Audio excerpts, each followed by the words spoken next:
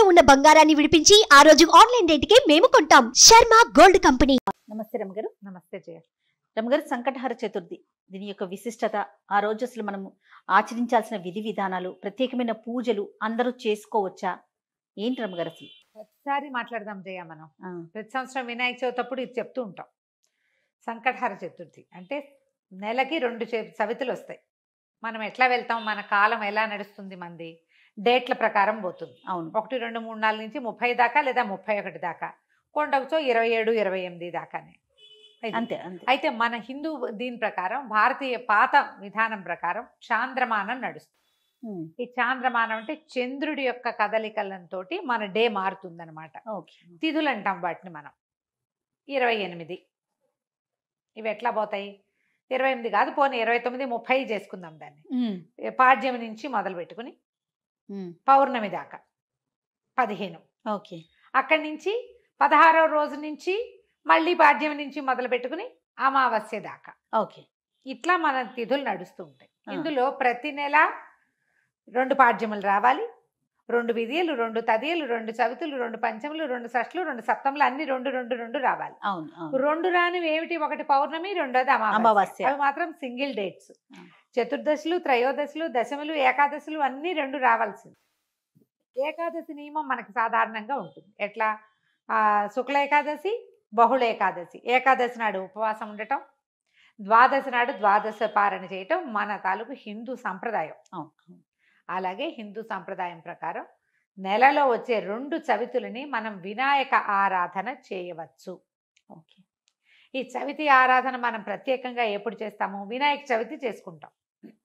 ఒక శుక్ల చవితి సంవత్సరంలో ఒక్కసారి, వినాయక శుద్ధ చవితి నాడు, అది మన భాద్రపద శుద్ధ చవితి నాడు వినాయక వ్రతకల్పం చేసుకుంటాం. వినాయకుడి పుట్టినరోజని, ఆ రోజునే ఆయనకి గణాధిపత్యం లభించిందని, వాళ్ళు ఆయన్ని పూజిస్తే అన్ని విఘ్నాలు తొలగిపోతాయని గణాధ్యక్షుడని ఆయన్ని కొలుచుకుంటాం.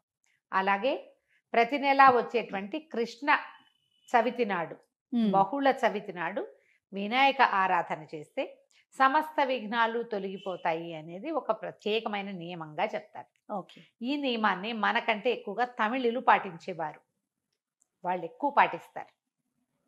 మనకి జాతకంలో కేతు ప్రభావం ఎక్కువగా ఉన్నా, ఏ పనైనా మొదలుపెట్టి ఎప్పటికీ అవ్వకపోతున్నా, పిల్లలు చదువుల్లో వెనకపడుతున్నారు అనిపించిన, దీనికి మన ఇంట్లో ఉండాలి వ్రతము నియమము ఏం లేదు. పెద్దవాళ్ళు చెప్పిందే చెయ్యాలి, మన ఇంట్లో లేకపోతే చేయకూడదు అలాంటిది ఉండదు. సార్వజనీయమైన వ్యవహారం, ఎవరైనా చేసుకోవచ్చు. మనమే ప్రాబ్లమ్స్లో ఇరుక్కుంటున్నాం. ఏ పనైనా మొదలు పెడితే అవటం లేదు, అన్ని అడ్డంకులే దానికి. ఓకే. వ్యాపారాలకి, చదువులకి, ఇంట్లో ఏదైనా వస్తువులు తరచుగా పాడైపోవటం, ఇది కూడా జ్ఞాపకం పెట్టుకోండి. మిక్సీ రిపేర్ చేయిస్తావు, వెట్ గ్రైండర్ పడుకుంటుంది. దానికి ఏదో చేయిస్తావు, వాషింగ్ మెషిన్ ప్రాబ్లం వస్తుంది, అది అయిపోయింది, సూయింగ్ మెషిన్ పడుకుంటుంది. ఇట్లా రిపేర్లు చేస్తూ ఉన్న వాళ్ళు ఉంటారు చూడు. నేను కూడా ఉన్నా ఆ లిస్ట్ లో. అవునండి. నేను ఒకటి రిపేర్ చేస్తే ఇంకోటి వస్తుంది. ఒకటి మొదలు పెడితే పాపం లిస్ట్ వస్తూనే ఉంటుంది. మా వాళ్ళ ఇంట్లో ఎక్కిరిస్తున్నారు, ఒకటి రిపేర్ చేయకుండా ఉంచుకుంటే అది ఒకటే ఉంటుంది నీకని. అట్లా ఒకటి వస్తుంది. ఏమీ లేవనుకో, మెళ్ళ పెట్టుకుంటే నల్లపసలు కొలిసేనే టిక్కని విరుగుతుంది, ఆ పస విరిగిపోతుంది. నిజంగా నిజం రమ్మ గారు. చెవిదుద్దులు సీలలు విరిగిపోతాయి. కొంతమంది జాతకాలు ఉంటాయి చూడండి, ఒక వరుసగా వస్తాయి, ఆగితే మళ్ళీ ఆగిపోతాయి. 2 సార్లు 2 బంగారపు వస్తువులు అయినాయి. ఓ వారం ఏమో ఒక 15 రోజుల్లో ఒక మొదటి ఫోర్ట్ నైట్ లో చెవిదుద్దు సీల బిళ్ళ విరిగి చేతిలోకి వచ్చింది, పొల్లేమో ఆ గొట్టంలో ఉండిపోయింది. ఇదేమిట్రా ఇలా అయింది, దీన్ని చేయించాలి అనుకుంటున్నా. సరిగ్గా 15 days తిరగగానే చిన్న గొలుసు ఒకటి పెట్టుకుంటాను నేను, హుక్ దగ్గర విరిగింది. దాన్ని రిపేర్ చేయించా, చెవిది ఈ గొలుసు విరిగింది. గొలుసు ఇంకా రిపేర్ చేయించలేదు, ఉంచారు. మళ్ళీ ఇంకోటి వస్తుందని. నెక్లెస్లు అవి లింకులు ఊడిపోతే ఏం చేస్తాను, అలా అనిపిస్తుంది నాకు. ఇలాంటి వాళ్ళు వీళ్ళందరూ సంకటహర చతుర్థి చేసుకోవచ్చు. సంకటహర చతుర్థి చేసుకుంటే బిజినెస్లో ఇబ్బందులు, చదువుల్లో ఇబ్బందులు, చిన్న చిన్న ప్రమాదాలు, ఇళ్లలో ఏ పని అనుకున్నా అవకపోటాలు, వీటన్నిటికీ సమాధానంగా ఉంటుంది. జాతకాల్లో అయితే మాత్రం కేతువు తాలూకు ప్రభావం ఉన్నప్పుడు, కేతువుతోటి ఇబ్బందులు పడుతున్నప్పుడు, గ్రహస్థితుల్లో కేతు ఉన్నప్పుడు కూడా మనం ఇది చేయమని చెప్తారు. ఏదైనా ఇంటి ప్రయత్నం చేస్తున్నప్పుడు ఆగిపోతుంది, అప్పుడు కొన్ని వారాలు మొక్కుకుని మనం కొన్ని నెలల పాటు చవితులు చేసుకోవచ్చు. ఈ చవితి చేసుకోవడానికి పెద్ద విశేషమైన చేత ఏమీ లేదు, సింపుల్ వినాయక పూజే. ఓకే. దీనికల్లా పగలు ఉపవాసం, చుక్కలు కనపడ్డాక భోజనం. ఆ చుక్కలు కనపడ్డాక ఉండ్రాళ్ళు కుడుములు చేసి బియ్యపు రవ్వతోటి చేస్తాం కదా, అవో మీ ఇళ్లలో ఎలాంటి అలవాట్లు ఉంటే పాలు తాకలే పెడతాం వినాయకుడికి అని మీకు అలవాటు అనుకో, పాలు తాలకలు పెట్టండి, మన అలవాటు ప్రకారం పెట్టుకోవచ్చు. కుడుములో ఉండ్రాళ్ళు ఆయనకి నివేదన చేసి నమస్కారం చేసుకుని చంద్రుని చూసి అన్నం తినేసేయచ్చు. పగలు ఉపవాసం ఉండే సంకష్టి అంటారు మహారాష్ట్రియన్స్, కన్నడిగులు బాగా ఎక్కువ ఉంటారు. మన వైపు తక్కువ, కానీ మన వైపు కూడా ఇప్పుడు కనపడుతున్నారు బాగా.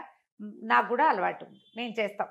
అంటే కమ్యూనిటీ వైజ్ గా చేస్తారా రమ్మగారు? అలా ఏం ఉండదమ్మా, అలా ఏం ఎవరైనా చేసి ఇది ఓ పెద్ద పూజా హడావిడి ఏం లేదు కదా, అది ఏకాదశిలానే. ఏకాదశి లాగానే, కాకపోతే మనం వినాయకుడికి కొలుస్తాం. ఇది సంకటహార చతుర్థి. మనకి కష్టాలు ఇబ్బందులు ఉన్నప్పుడు రుణ విమోచన గణపతి స్తోత్రం అని ఒక ప్రత్యేక స్తోత్రం ఉంది. ప్రణమ్య శిరసాదేవం గౌరీపుత్రం వినాయకం ఇలా స్టార్ట్ అవుతుంది. ఆ స్తోత్రం చదువుకోవచ్చు. అబ్బాయి అవేవి రావండి, సుముఖశ్రీగదంతస్య కపిలో గజకర్ణికః మనకు వచ్చు కదా, అంతే. ద్వాదశ నామాలు అవి చదువుకోండి. వినాయకుడికి కొంచెం గరిక వాకిట్లో ఎక్కడైనా పెరళ్లలో ఉన్న బాల్కనీ కుండీల్లో ఉంటే గరికని పెక్కకుండా ఉంచుతా నేను, అవి వినాయకుడికి పెట్టుకోవచ్చు అని చెప్పి, బుధవారం నాడు పెట్టచ్చులే అని. ఆ 2 గరిక పోచలు వినాయకుడికి సమర్పించడం, ఉండ్రాళ్ళు సమర్పించి నమస్కారం చేసుకోండి. ఇది చాలా మంచిది. మరి పసుపుతోటి వినాయకుడిని చెయ్యాలి అదేదో సిద్ధాంతంగా చెయ్యొద్దమ్మా, ఎంత సింపుల్గా అయినా చేసుకోవచ్చు. సాయంకాలం సమీపంలో ఉన్న ఏ దేవాలయంలోనే గణపతి చతుర్థులు చేస్తారు. అన్ని చోట్ల వినాయక ప్రతిష్ఠ ఉన్న ప్రతి చోట సంకటహర చతుర్థి పూజ చేస్తారు.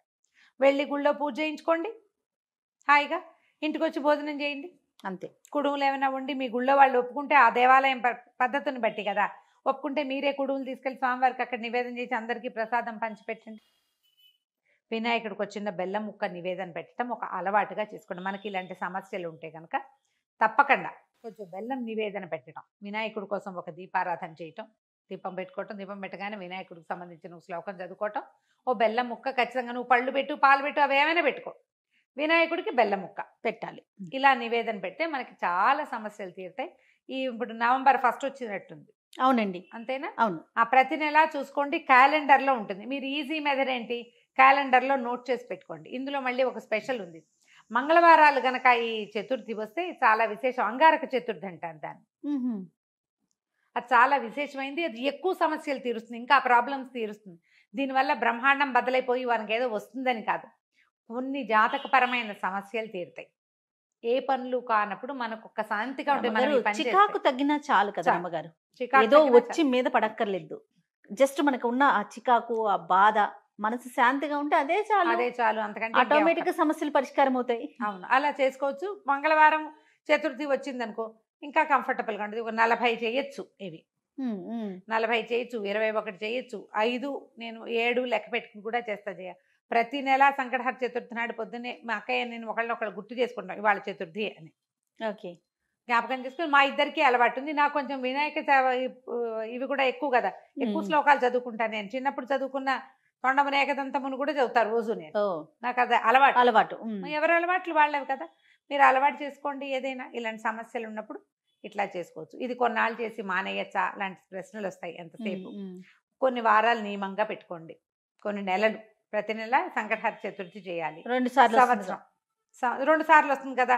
మీరు కృష్ణ చతుర్థి మామూలు చతుర్థి కూడా చేసుకోవచ్చు. లేదా నేను సంకష్టే చేస్తాను అంటే కనుక సంకష్టులు మాత్రమే చేసుకోవచ్చు, సంకటహర చతుర్థి మాత్రమే చేసుకోవచ్చు. ప్రతి నెల చేస్తే ఇప్పుడు సంవత్సరం చేద్దామని మొక్కున్నాం అనుకోండి, 12 అవుతాయి. ఒకవేళ మధ్యలో ఒక నెల పీరియడ్ వచ్చింది, ఆడవాళ్ళకి సమస్యలు వస్తాయి, ఇంకోసారి మళ్ళీ మొదలు పెట్టక్కర్లేదమ్మా, కంటిన్యూ చేసుకోవచ్చు. దీనికి మీరు ఈజీ మెథడ్ ఏంటంటే, ఇప్పుడు స్మార్ట్ ఫోన్లు వచ్చినాయి కాబట్టి స్మార్ట్ ఫోన్లో చూసుకుని పెట్టుకోండి డేట్లు.